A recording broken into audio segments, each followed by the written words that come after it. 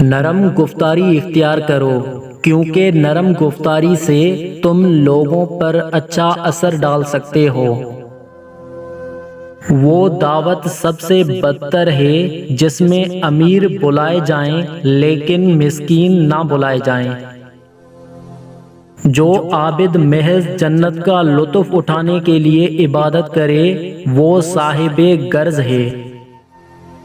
نفس وہ کتا ہے جو انسان سے غلط کام کروانے کے لیے اس وقت تک بھونکتا رہتا ہے جب تک وہ غلط کام کروا لے، اور انسان جب یہ غلط کام کر لیتا ہے تو یہ کتا سو جاتا ہے، لیکن سونے سے پہلے ضمیر کو جگا دیتا ہے۔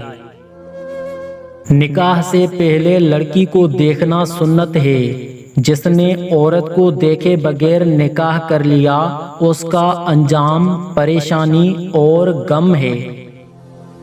اگر ہم سے کوئی غلطی ہو جائے تو ابلیس کی طرح دلیر نہیں ہونا چاہیے، بلکہ معافی مانگ لینی چاہیے، کیونکہ ہم ابن آدم ہیں۔ جو دوست مشکل میں کام نہ آئے اس سے بچو، کیونکہ وہ تمہارا سب سے بڑا دشمن ہے۔ اگر رزق عقل و دانش مندی سے ملتا تو جانور اور بیوقوف بھوکے مر جاتے۔